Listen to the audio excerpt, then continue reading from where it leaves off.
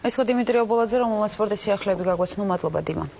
თბილისი მეოთხე საერთაშორისო თეატრალური ფესტივალისთვის ემზადება ტრადიციული, კლასიკური და თანამედროვე და არატრადიციული თეატრალური ფორმები.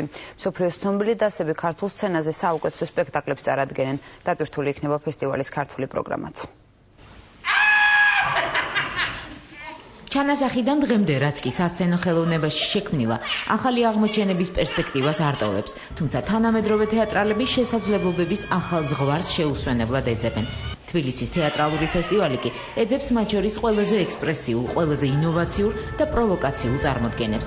ფესტივალის მეოთხე საერთაშორისო პროგრამა თეატრის მოყვარულებისთვის ცნობილი ხვალ გახდება. თბილისის მაყურებელს ელოდება ის თავგადასავალი, რომელიც გონია რომ არ უნდა დაავიწყოს წესით და ძალიან უნდა ჩაითრიოს და ძალიან მომხიბლავი უნდა იყოს ყველანაირად.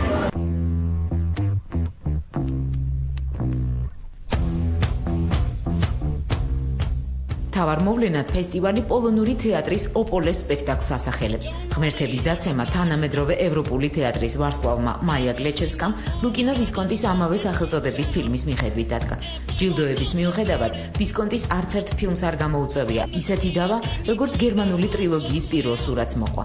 ესენბეკების ოჯახის ისტორია სცენაზე პოლონელი რეჟისორიც ისე უღმერთოდ აღწერს, რეზონანსი ადვილად სავარაუდოა. ვფიქრობ, რომ ეს იქნება ერთ-ერთი ყველაზე უფრო ძაფრი საკამათო, ყველაზე უფრო გამომწვევი სპექტაკლი და ამავე დროს ესთეტიურად ძალიან მაღალ დონეზე, განსაკუთრებულ სიამოვნებას მიანიჭებს მაყურებელს.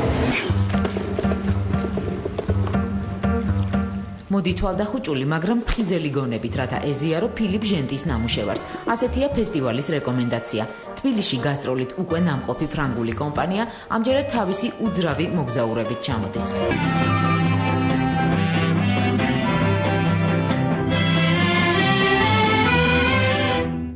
თბილისის თეატრალური ფესტივალი გათვლას ისევ ჟანრულ მრავალფეროვნებაზე აკეთებს და თანამედროვე თუ კლასიკური დრამის გვერდით წარმოადგენს ვიზუალურ თეატრებს, პლასტიკურ სპექტაკლებს და პირველად 4 წლის მანძილზე ვერბატიმს, სრულიად ახალგაზრდა თეატრალურ ფორმას, რომელიც რეალური გმირების მონათხრობს ეყრდნობა.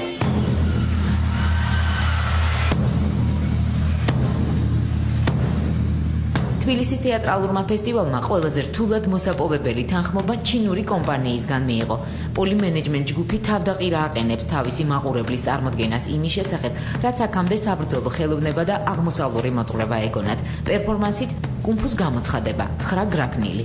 დღესდღეობით ძალიან ბევრი სპექტაკლი, ძალიან ბევრი ცნობილი ქორეოგრაფიული ნამუშევარიც ეფუძნება ამ მოძრაობებს. მაგალითად, ახლა ძალიან ცნობილი ქორეოგრაფია ერთ-ერთი სამყაროში შიდილაპრი შერკაო, რომლის სუტრა იყო დაფუძნებული სწორედ ამ მოძრაობებზე.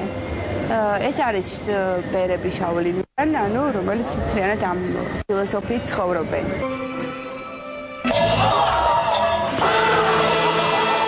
არ გამოტოვოთ, ფესტივალის ეს რეკომენდაცია საქართველოში უცნობ დასახება. იანკა კუპალას სახელობის სახელმწიფო აკადემიურ თეატრს ბელარუსიდან ვლადიმერ პანკოვის ხმოვანი დრამა ქორწილი ჩამოაქვს. გაფრთხილების გარეშეც არ გამოტოვებენ თეატრის მოყვარულები ოლეგ ტაბაკოვის სამსახიობო რეჟისურით დადგმულ სპექტაკლს, ზოგჯერ ბრძენით შეცდება. შუახნის პუბლიკა რუსულ თეატრებს თბილისში არასოდეს დაკლებია.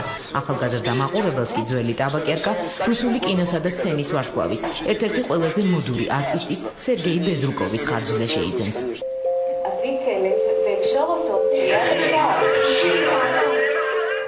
სად მოხდა სინამდვილეში, კინოთეატრში, ცენტრალურ ავტოსადგურში, საცხობში თუ სადაც მოდიოდა ნამდვილ თეატრში. ამის გარკვევა მოუწევს მოხუცი ცოლების ზღაპრის მაყურებელს. თეატრი ისრაელიდან იქნება შვედეთის, პოლონეთის, დიდი ბრიტანეთის, ლიტვის, მოლდოვის, მექსიკისა და იაპონიის დასებს შორის, რომელსაც წელს თბილისის თეატრალური ფესტივალი უმასპინძლებს. მასში მონაწილეობს 2 ბავშვი, ასე ვთქვათ, უნდა შეზღუდული. და თავისად ისტორია ძალიან მნიშვნელოვანი, ეს არის ოჯახის ისტორია,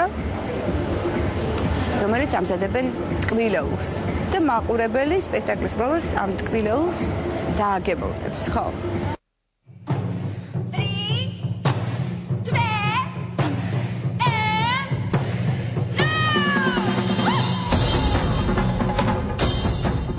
სევდიანი სიმღერები ევროპის გულიდან თუ აღმოსავლური დრაივი ამომავალი მზის ქვეყნიდან.